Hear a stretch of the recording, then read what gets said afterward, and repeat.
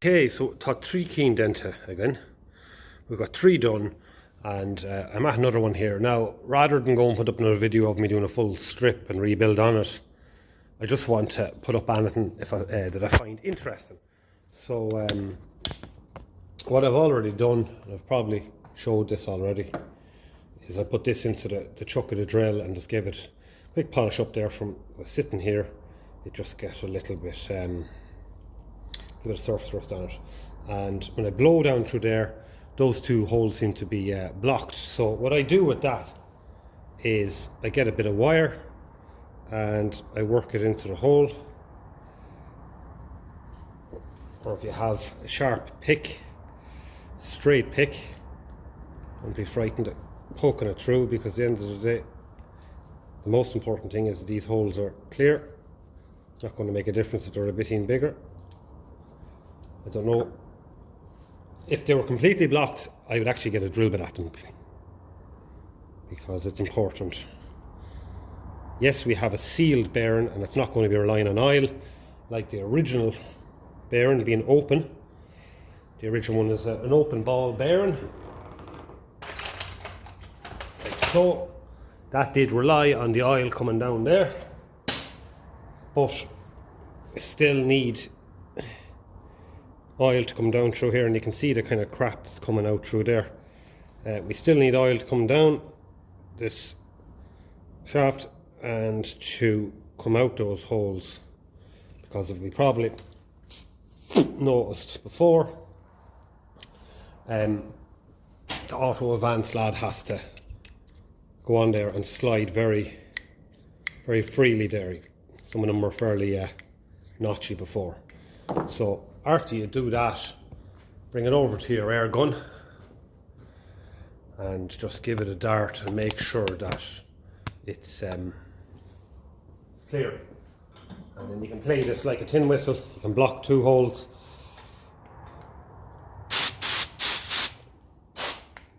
Make sure, and then block the top 2, make sure the bottom 2 are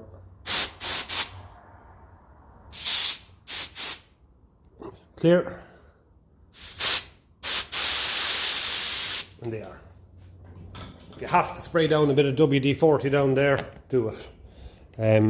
There is a kind of it's like kind of a cloth kind of thing, kind of a fabric of some kind, and it kind of just acts like a wick nearly. So that is okay. This is sitting up as well for a while, so make sure that it's still turning nice and easy on it. That's what you want to see. So this is 2.5 degrees written on it there. Some of them have 15 written stamped there. Maybe that's the auto advance, that is full revs, it does 2.5. So this, we'll just get the part number and the plate off there and see what year it is, because I know some of these had different weights and all of that in them. So this is 1958 40146 F. So it's a later one, so it definitely did have the later auto advance springs in it. 40146. Okay. Lovely. So Chenet version 139 D3A4 658. So halfway through 58. So we can have a look at the cam there as well. It's important that there's no damage to the cam. So what we might do with this one is grab them in the aluminium jaws here and just give them a quick, this is literally now just to show you what I would do. And if you have your Dremel, there should be a lad in here that takes a little polishing pad. It's like a kind of a fabric, and then I get metal polish is what I do. Give them a tighten up, get our metal polish. Just a few little top tips, if you even want to call them that. I'm no expert. And then rub on it way too much on that, so loosen him off and just rub it on around. All it does is throw it everywhere otherwise.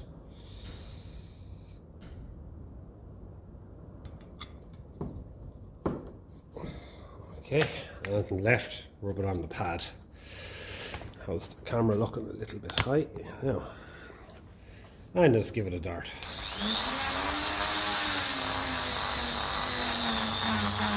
And it cuts away, as you can see there, it cuts away all of that corrosion. It's just literally surface rust.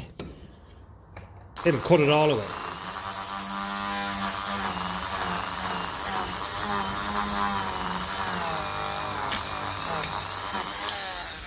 You end up then with a nice shiny cam. It's just that all that surface rust, all it does, it ends up opening the pints a little bit more, you know.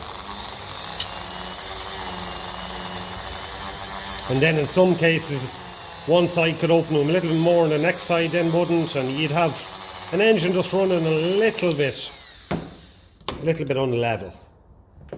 Minutely, we're talking tiny, but it's just so easy to do it, and it's enjoyable to do it.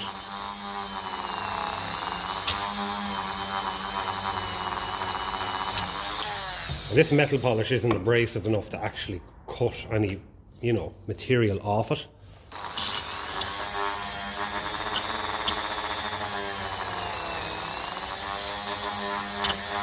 And that's all it takes. So go on to eBay if you have a Dremel and just buy a big assorted pack of fitments, and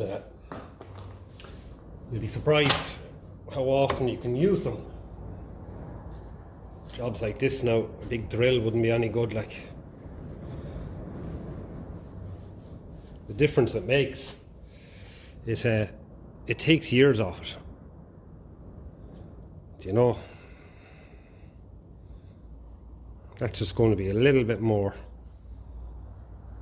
factory spec, we'll say. So yeah, I'm big fan of the Dremels. It's nearly plugged in here the whole time. So I'm going to keep motor in here. I'm going to fit that bearing. You've seen me fit 2 or 3 of them there already, I think, probably 2 anyway. So if I see anything, come across anything interesting, I'll definitely hit the record. So I said I'd come back if I'd anything interesting to show, and I do, and I do, and I do, and I do. So that's the original bearing that came out of this 1958 D3A4, right? And this is the one from the older ones. So as time went on, they made them slew, made them smaller, they made them thinner. So I have to get a new one of them for this. I didn't think at the time when I took it apart that it was any smaller, but it is. So if you watch the previous videos, you'll have seen that I wasn't really sure which type of distributor this is here, because the parts number plate is missing from it, and it doesn't have. I knew it was a different distributor because it just looks a bit wider than the Ferguson style, and this is a bit shinier, and it doesn't have that tab there for the distributor cap, as much as the Ferguson distributor cap would probably fit it. We'll see now. Yeah, so they'll probably all go in there with a bit of work. So I'd say you'd get away with it. So I took out the distributor shaft, and I noticed that there was no, the bearing's completely collapsed and the balls are gone. There's only the outer races left, and someone was aware of that because there is 5 shims, a load of shims here. So they were using them to take up the space rather than to replace the bearing, because the outer race of the bearing is in there, and you can't get that out very easily, because normally if the bearing's in one piece, you can poke it up from below and it'll come out. But because it's disintegrated, it's just that shell there, and what you see there, the slightly wider thing, is actually a bush. So you can't get a purchase on this at all. So this is the distributor I said I would use as a parts distributor. because a lot of the parts can be used. We've already taken out the input kind of bolt that brings the power in. I'd say that little screw there could be used as well. It's definitely a more modern distributor, but okay, that's a very big lump of a bung there for whatever that was for oiling or something. It does have the same oil system as this. You have your little bung that goes in there. That's the same as the Ferguson. Well, nearly. It's a little bit flatter. It's a little bit flatter on top. Like it looks like over time they just wanted to I don't know, put in less material into things, so it's a bit flatter. The older ones were more kind of rounded. That'll probably still work anyway, same threads. But anyway, the advanced weights they're lovely. The springs are definitely lighter. The heavy spring isn't as heavy, so it's probably designed to run a little bit faster revs. And you see 19 degrees written on it there, so it probably auto advances 19 degrees on full revs, or from a certain amount of revs. So yeah, this could be used as well for Ferguson. It seems to be similar, seems to be identical. Yeah, so we definitely have some parts there that we can use. But yeah, the distributor shaft itself probably could be used if we take off the inner race. To cut him off, I'd say, put him in the vise and tap him off. But yeah, that's just going to be a parts distributor, I'm afraid. It was only ever going to be parts anyway.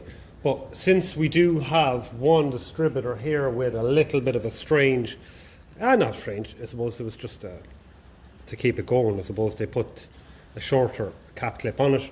I might go now and take one off here. This is split pin in it, so we'll try and get the pliers on him and get him moving. So I suppose the first thing to do is to spray him down with a bit of penetrating oil. This kind of alloy in this now does seem to kind of corrode a little bit more than the earlier ones, you know, the kind of more pewter in them.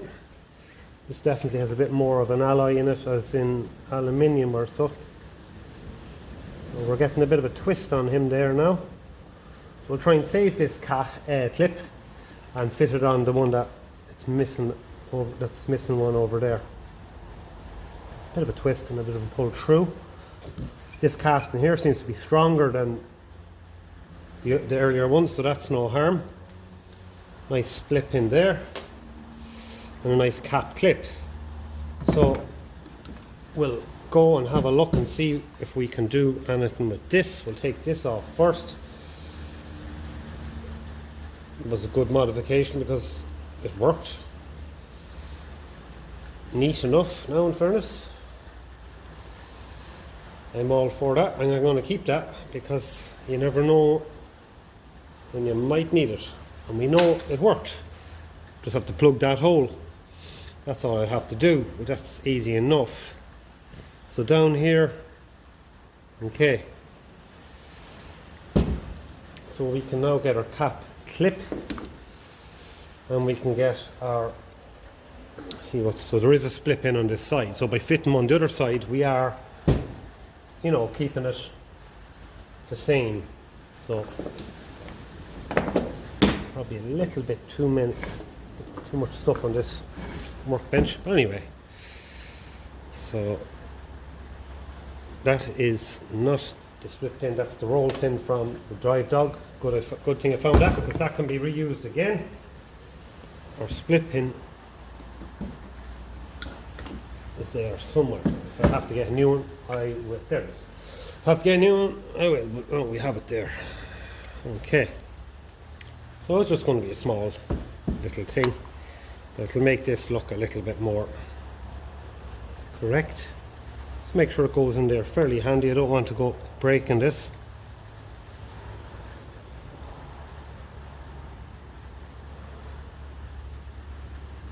Beautiful. I love when a plan comes together. No damage done. And then, because it's called a split pin, we'll put a bit of a split in them there. So we can get in underneath them there. There we go. Only need the tiny little split. And now we have, hopefully, this distributor's a little bit more factory spec. Interesting brown distributor caps them, eh? I just don't see them. It probably isn't coming out as brown in the video, but that's a bit of black paint there. Definitely is a nice brown. So I think this one's usable. Has a little bit of a chunk out from here. In fact, so many of these have chunks out, and you'd wonder what went on with them at all. But it has really good connection inside. They're not really worn at all. I'm a big fan of them, and it has its carbon brush.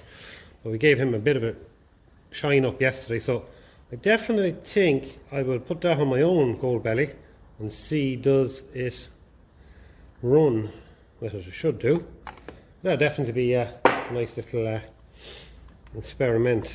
So we've come to the conclusion that we need to go looking for a bearing new for this. So we have to get this.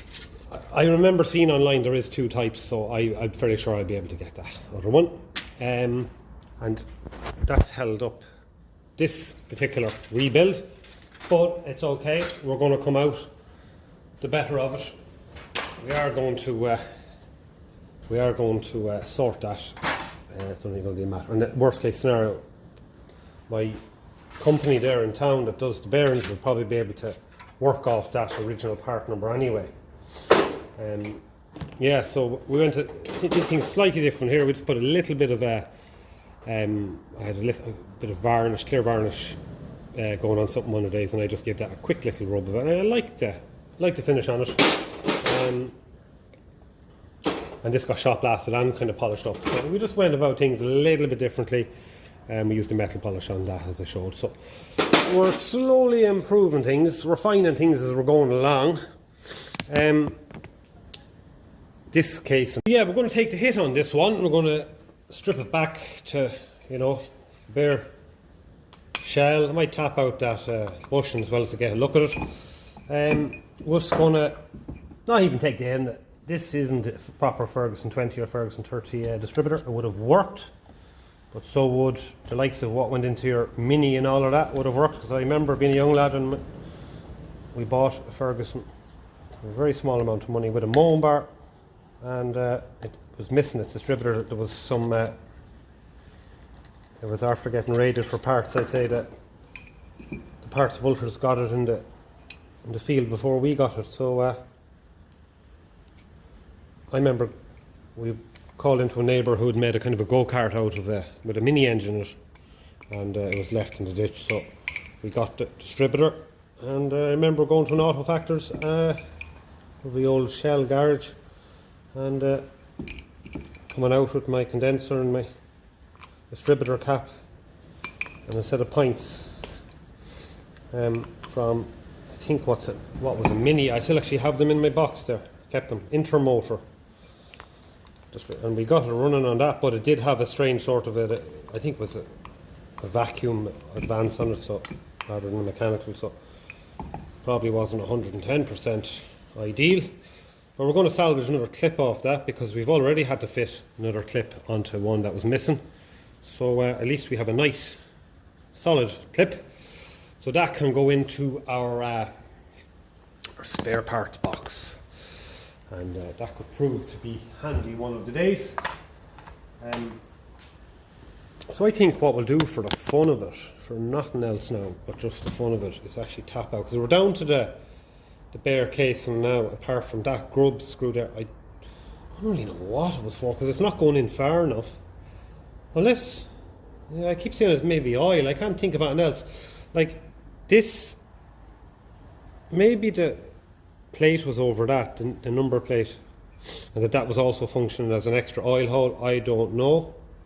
It definitely did have a bearing there. You can see the outer race. We're not going to be able to get that up, I don't think, unless I tap the bushing upwards. But I'm not going to tap it downwards, because there's a lip there to start it. Apart from that, so what I might do is just have a look here in my, I think I have some long sockets in this Halford set down here. I know it's probably going to be Imperial, but the Imperial will be very snug fit. So maybe going slightly smaller metric size might do the trick. Yeah, I think one of these will definitely get it started anyway. Next size down, what's that coming in at? 11 millimeters. There we go.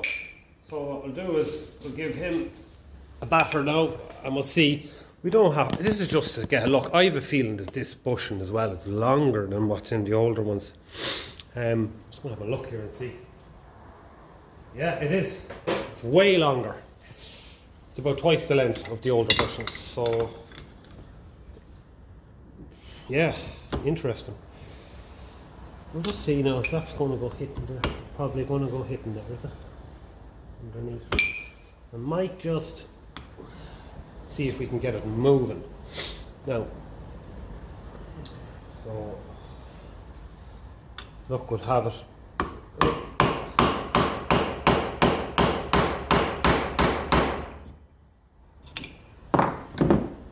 Oh yeah, it's starting to come there already. I just want to get a look at it, that's all. I might have to put this up into the big vise now because it's just hitting the timber underneath, whereas it can go down in there all at once. I'll just get a look at it. It actually looks in really good nick.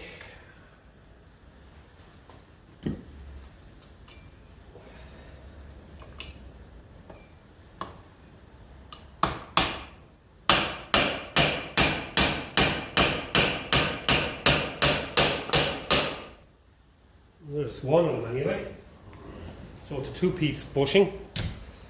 Now it'll be interesting, you might be able to use that for something else, like, you know. Imagine if it had a dynamo or something. So that's one of them. Now we might have a problem with the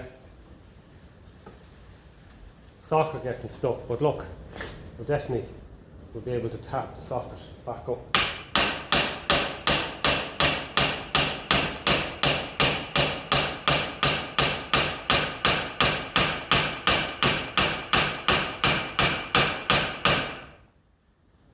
We're nearly there, so I probably have to put an extension on that now and tuck that down because that socket's nearly right through. I'm just going to move the camera back because it's up as high as it can go.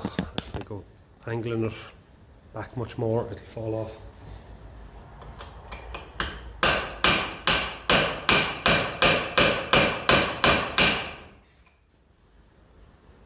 Yeah, I'd say we're nearly there.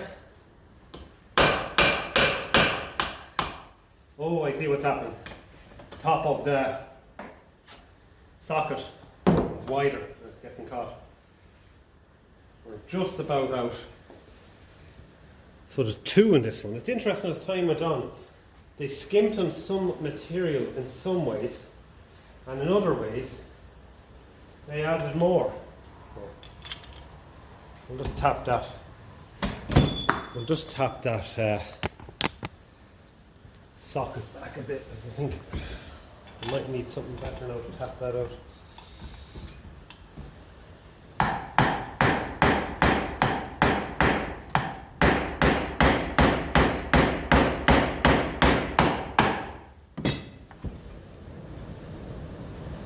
Oh yeah, it's tapping that up there now.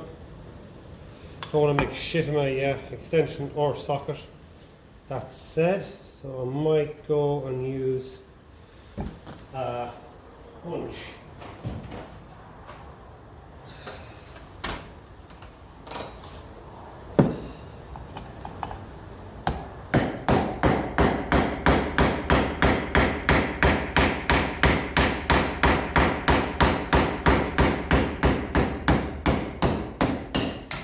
There we go.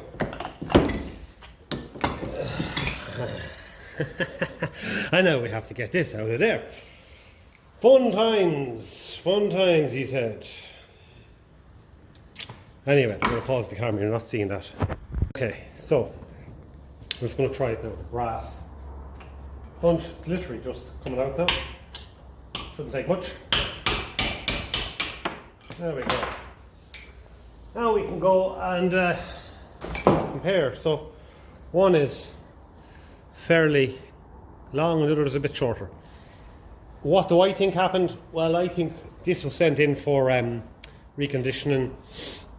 They couldn't get the bearing out, the outer race of the bearing in the shell there, in the casing, so they put in an extra bushing, and they kind of used a load of shims, 5 shims in there in total. There was 2 below here, 3 below and 2 above. Am I right in saying that? Yeah. And even at that, this whole shaft was up and down in the body. I didn't realise because I had the casting underneath it, so you know I didn't know. So yeah, I can't imagine that have worked very well at all. But because they're Imperial bushings and they're Lucas, they could be useful on the likes of dynamos or something like that. This seems to be a really good nick. It's oil light. Yeah, I'd like to get the vernier on it. I think this one feels a bit lighter, a bit thinner as well. It is a bit thinner, so I don't know, maybe the shaft gets thicker. No, it doesn't, unless they were pushing it right up there where it does get thicker. Maybe that would make sense, and they were using it to try and take a bit of the slop out of it. But so normally the bushings are just coming here because this is used to pull up the oil. As you can see, is there a bit of a rock in it? Yeah, there is definitely a bit of rock in it. A bit is completely acceptable, that said. Strange enough, this one nearly feels a little bit snugger. So we'll keep them. We're going to use them. We're going to see, not going to use them, we're going to see if they can be used for something else, God knows. They might help. We're doing a quick job on a dynamo or something.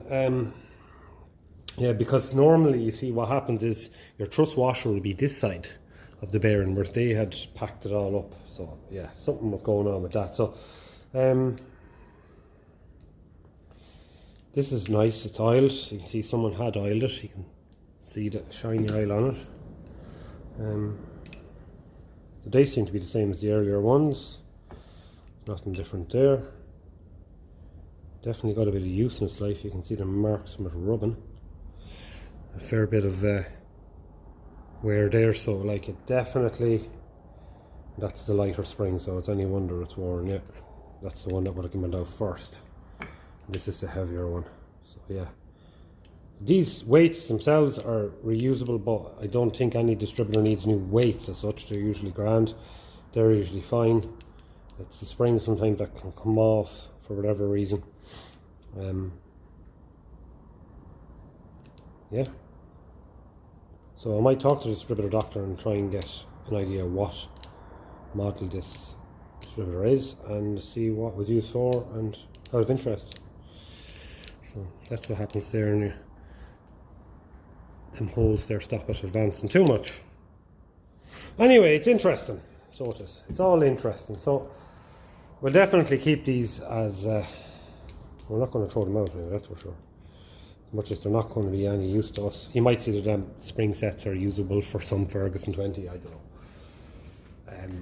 Distributors are, I don't know. He'll know better than I will, so we'll talk to him.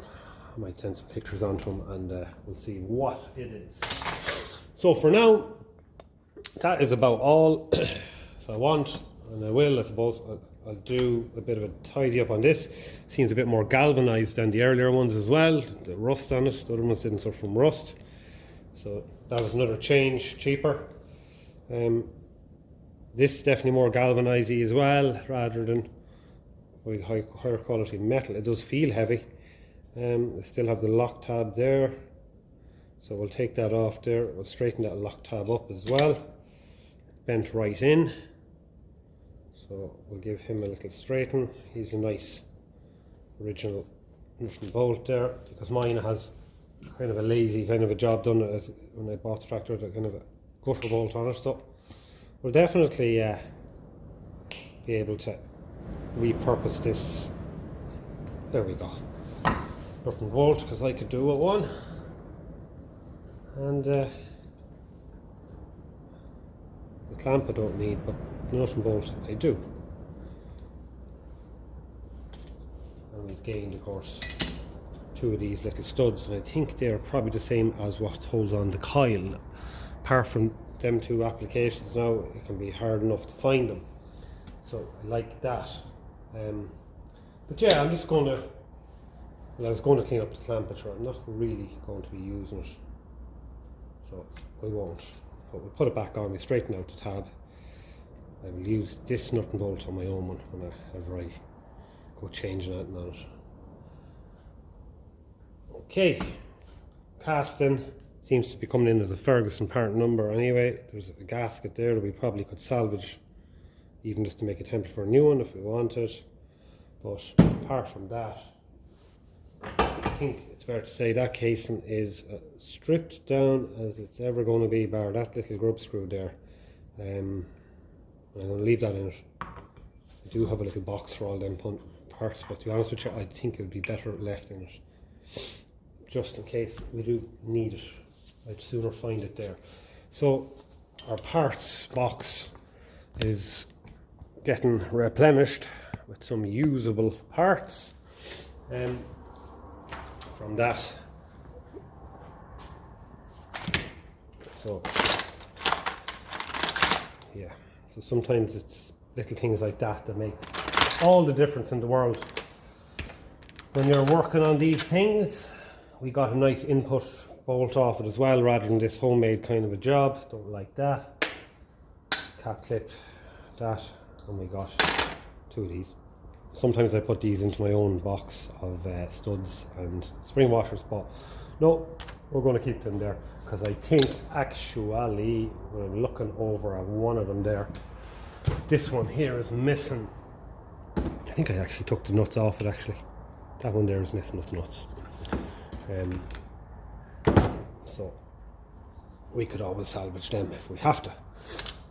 But then again, if I was changing the distributor, I would probably just change the distributor and I wouldn't be taking it off there.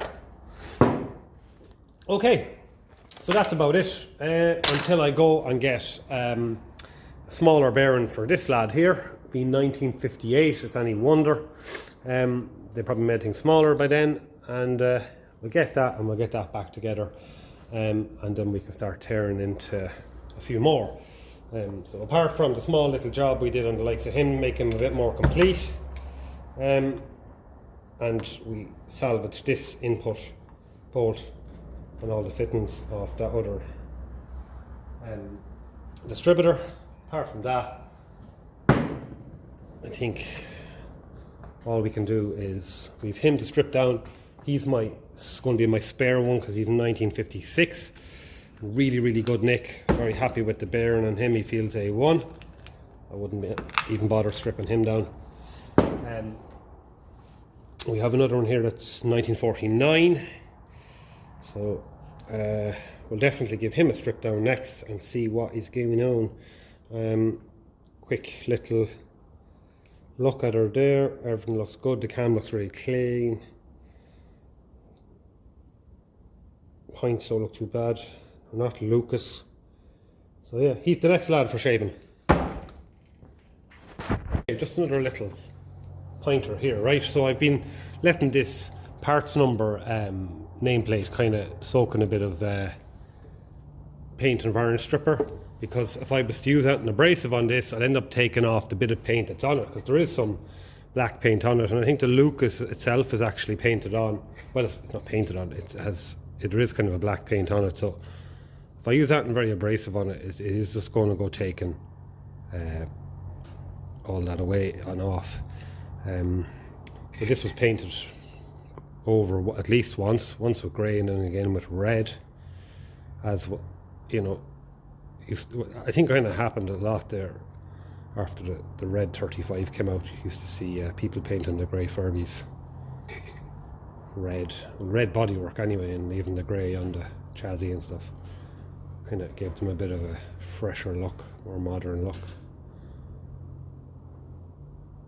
And I think a lot of dealers used to paint up the grey gold 4-cylinder diesel red as well, because it had a bit of a bad reputation for starting.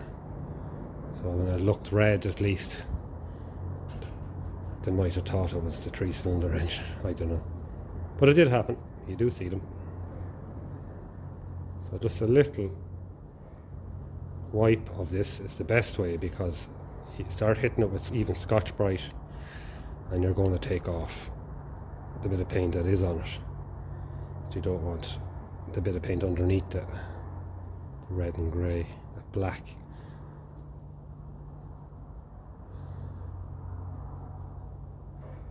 This is left on long enough, it will actually go and take off that black as well. So you just have to be patient. That bit there at the bottom is a little bit awkward, so if you can scratch it with your fingernail, it's probably best.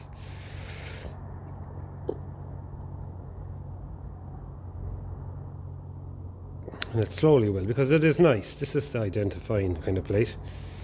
It's important. We want to have it looking nice. Most of them are by now are stripped fairly stripped back. Now let's have a quick rub of white paper now and see how that's looking. Look, it's looking a lot better.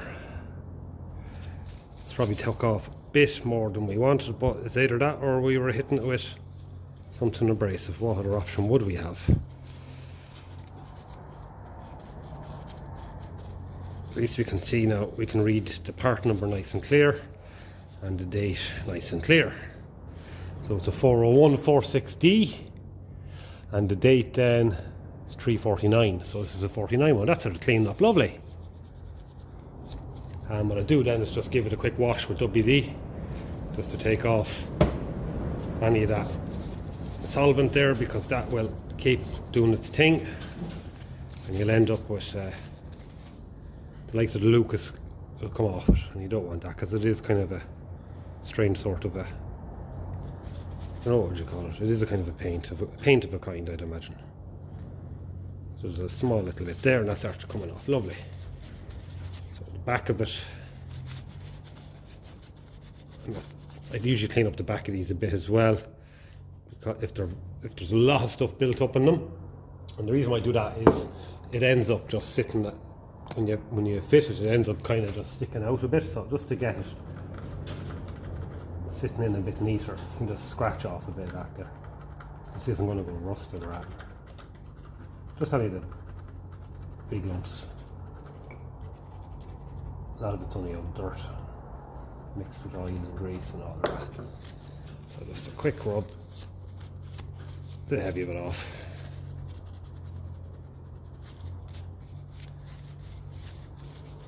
That is the kind of sympathetic way going about cleaning them up. Yeah, that's probably about as good as we're going to get it. There is a small bit of red in the number there, but so what? It's only going to make it a little bit more identifiable. So we're then left with the casing. I don't know, I didn't record stripping this down. Okay, I lifted the casing, you can see all that stuff is built up around where the tag was there. Do we have, I was thinking, is that a truss washer there, is it?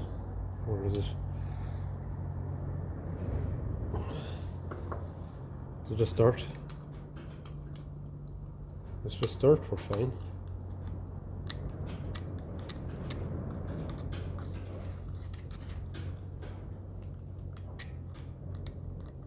Something looks like something was worn down into it.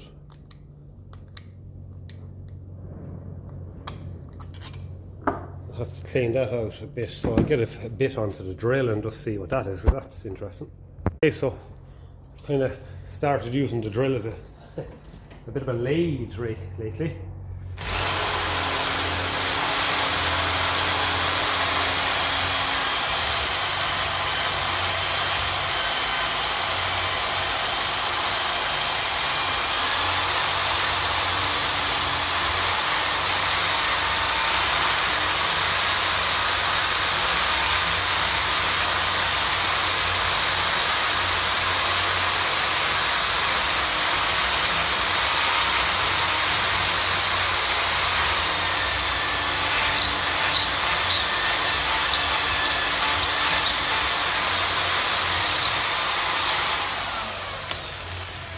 That definitely needs a dart in the parts washer, because that's just spreading that crap. So we'll fire up the parts washer and give them a clean out.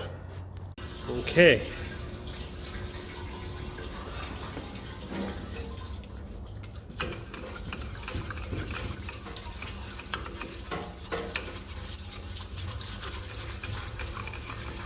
It's a great piece of kit, this, because it recycles, obviously, the washing stuff, the washing fluid. Otherwise you'd end up using an awful lot trying to wash these out. You could also just fill a big kind of a basin of diesel and kerosene and whatever else you want. But this works good now.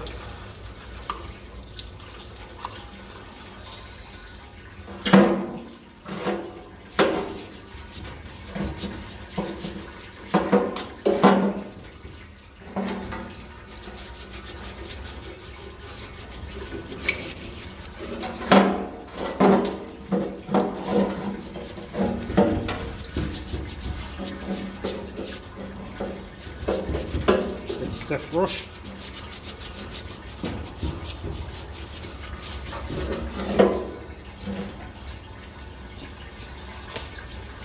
Yeah.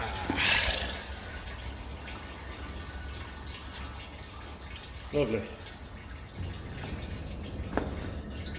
We're after giving that a wash out. We can see no, there wasn't a truss washer in there, so it's nice and clean there now. You can kind of see what's what. The rest of that will just wipe out. So there is an insulator there, but it looks to me like someone is kind of, it's nearly like a grommet. So I think I'll probably end up damaging that if I try and take it out, as I had planned on giving this particular casing a polish. So I'm probably better off taking off the cap clips on that. At least they're nice and loose there. Anyway, the split pins are loose. So see if we can get them out. It'll be easier to clean the casing with them out of the way. Little bend.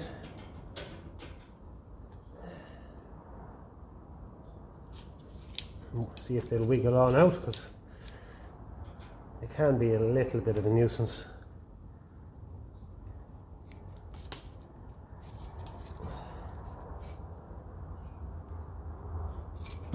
It's lovely material this that the casing's made of. Like, it doesn't corrode, or sometimes, you know, with aluminium it starts getting kind of, you get a kind of white, dusty, kind of lumpy stuff on it. So it's nice. That doesn't happen with these. It's like your old carburetor, really, like. So we're down to the bare casing now, just that, but I don't want to touch him. I'm going to work around him. I definitely will destroy him. He's interesting. I like the way he goes right through, so the chances of shorting out is minimal. It nearly looks to me like there's a fibre washer bet in there as well, but being honest with you, you know, in a lane high layer, like, there's no fault at all with that. So yeah, what we do with that, might use our drill to take off the heavy of the dirt. Just see, is this head here any good?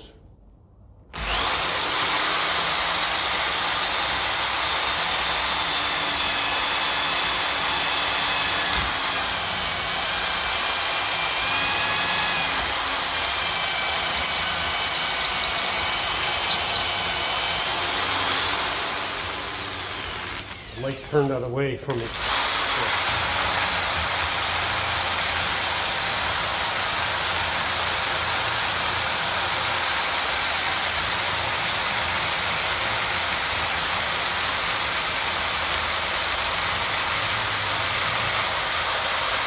Yeah, it's doing a nice little job, so we might bring you a bit closer now that we have it turning the opposite way rather than firing everything at me and at the camera. Okay.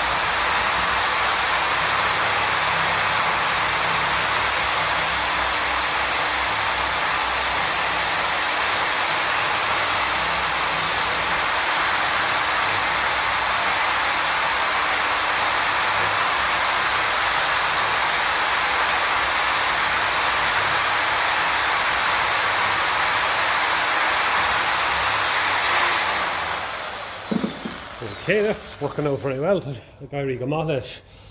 So we're just going to change the head on that so we can get into the few other places on it. This head here is small, but it is worn, but it might just do just for what we want here.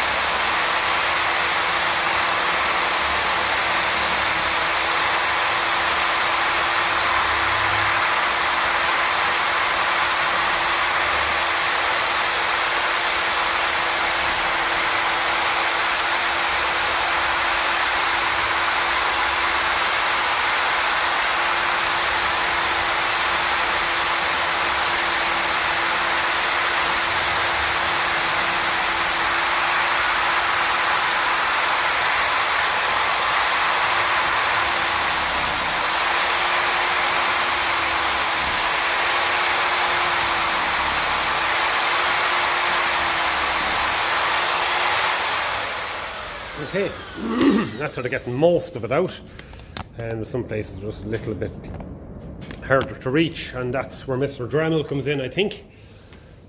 My Dremel head now is getting a little bit worn, nearly dead, but it's just to get really into there.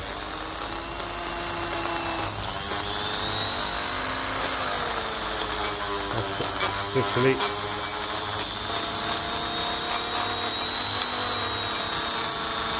just to get the detail.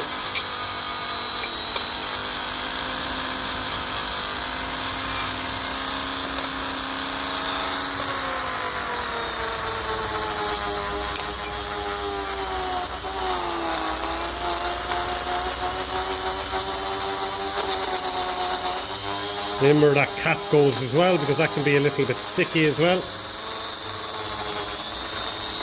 Remember the bearing's going to go.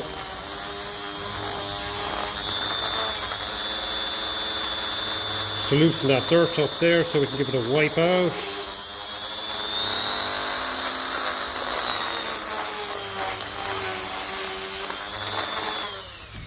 That's okay. And we'll just change the head on this for a slightly different brush.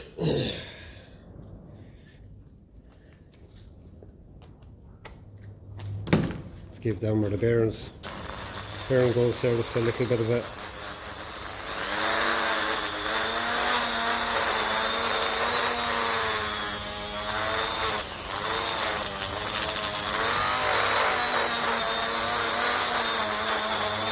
A bit of a general polish.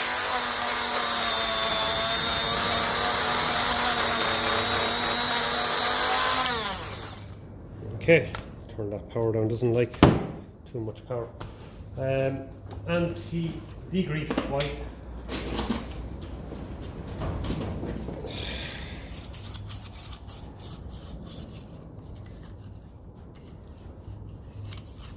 There where the bearing goes.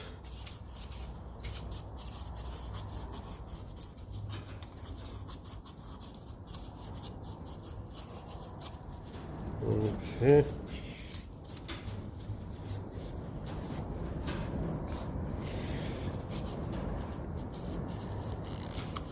Okay, that is looking good. Part number in the very bottom of that casing as well. Interesting to see, are they all the same?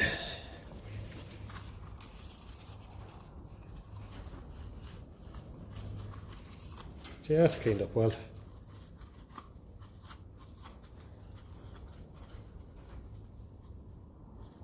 Just a little bit in there, and I find that does make the cap a little bit hard to remove if it's not gone. Okay, so that's about as good as it needs to be.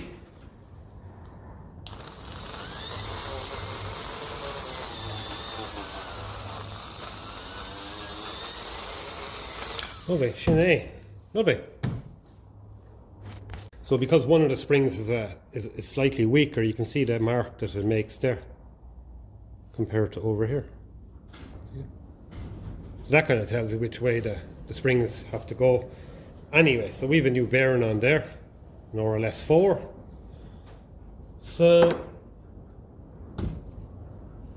that's ready to go, really.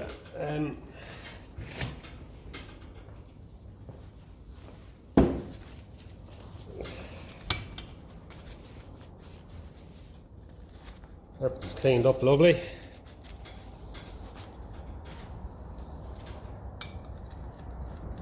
Prime up the pump.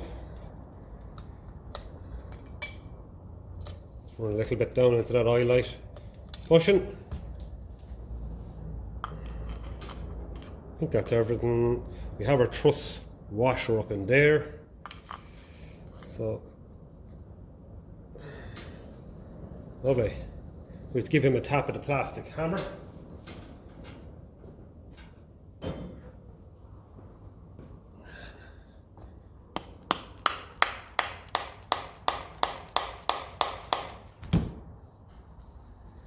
And this washes your hole there for the drive dog. Comes down. You just want to leave enough for your truss, another kind of a fibre truss washer, and your drive dog. So a little tap tap. I don't go too crazy. What I like to do instead is just check everything as you're going.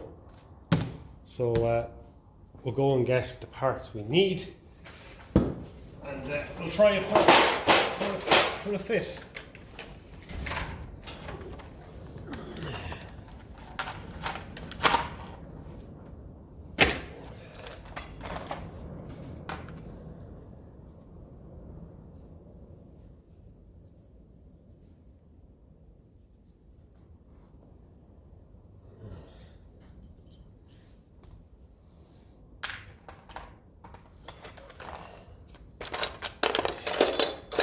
truss.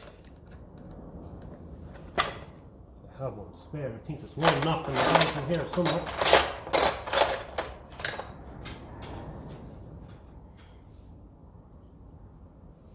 Just a small little, it's not really very important to be honest, but I'll go and have a look for that and I'll come back.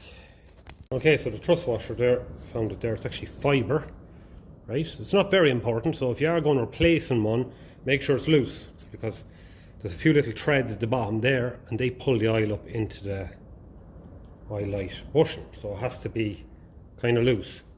So that's just something to keep in mind. Now, so we have to work out then what way we want the dog to go on. So usually that little hole there I have to the right, I use this as my my kind of pointer here, and then I work it so that this is offset, so we work with it over to the right a little bit more, whatever way that is, like that. And I refer back to my photos, so I'm going to pause the video, look back to my photos to refer, and we'll just make sure we're doing it right. Okay, so give these a quick clean.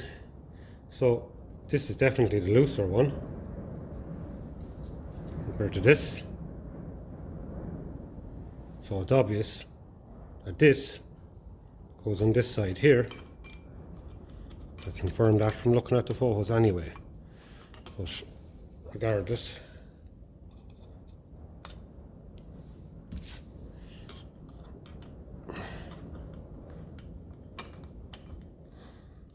that's definitely that side there.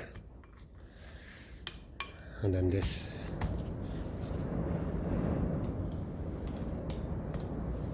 It's going to be the other side, because this is so loose it actually nearly falls off.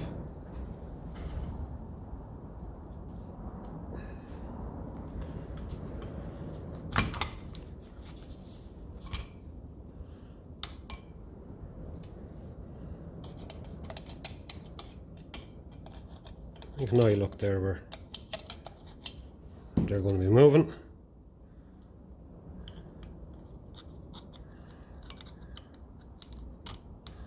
Like so.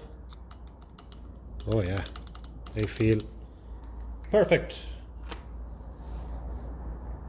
This is actually a little bit grubby there, so what we'll do is just give him a bit of a clean.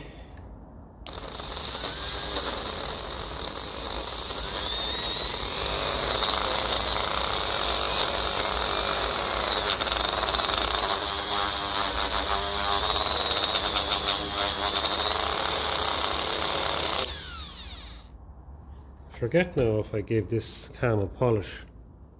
I probably didn't. That's something we can do when it's out. It's nice and easy to do that when it's out. Bit of metal polish on the little polishing head, and that'll definitely bring up the cam. I don't want any bits of, you know, scratches or corrosion there. It'll open only end up opening up the pints a little bit more than they should. That's way too much polish, but look, let's try and get a bit of it on.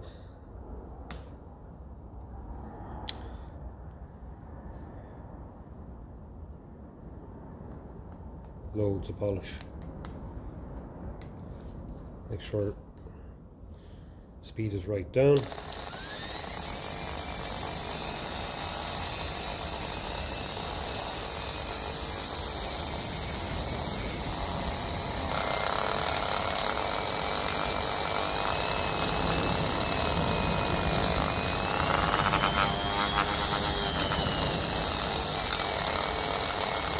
You can just see it starting to take off some of the kind of dark bits.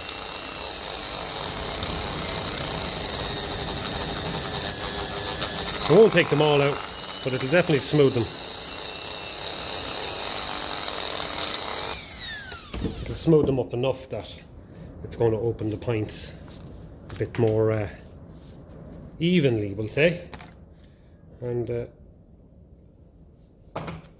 that's a good thing.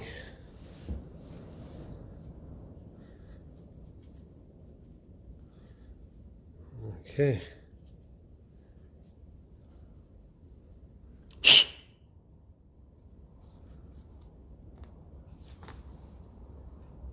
Might just get that bit of red paint off.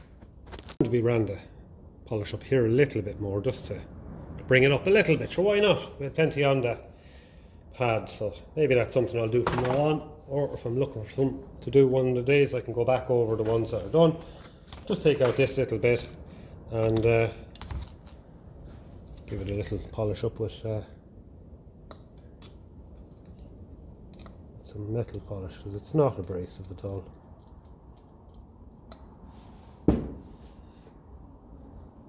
Okay. Make sure this goes down nice and easy. Yeah, make sure it's nice and free. So they're going to want to turn that. Any resistance is going to go affecting the timing. So that's exactly what you want to see. Just like that, dearest Martian. Okay. No, actually I forgot to tap in the roller pin. Okay. So best thing to do with these, I think, is just to give them a little rub of sandpaper, because make sure there's no burrs on them. As you know yourself, when you start tapping, focus on one end really, because you're going to be tapping on the other end anyway. If there's a burr on it, it's going to be at the very end, and just give them a little clean up. Okay.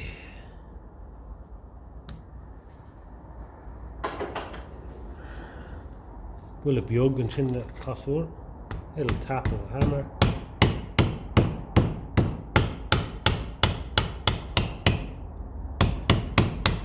And have a look, and if it needs to tap out a little more, what I do is get a center punch or something like that has a little spike, or if you have a narrow little punch, Count Gasula Shin, something like that lad there. You just finish him, drive him home with that.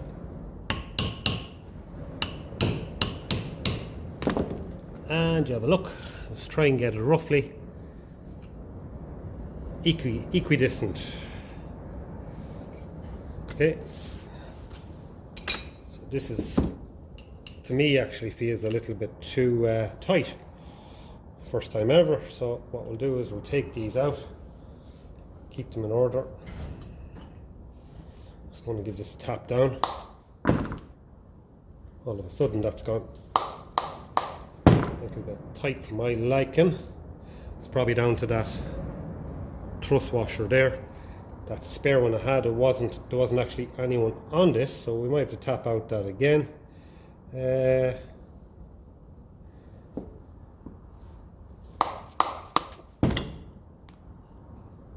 probably all it is. Or I can give, you know what I'll do? I'll give them a bit of a rub of sandpaper. I'll rub them on sandpaper and get them a bit thinner. Because I will admit, the one that was on this fell to bits.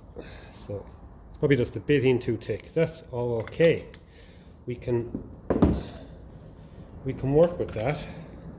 I've seen that before happen. Okay. What harm? At least it's coming off nice and easy. Okay, before we do that, we'll just line up our hole again. Get everything lined back up there, the way we want it. Okay. I'm going to come back after I have him sanded back a bit. It won't take much, but we do want him on.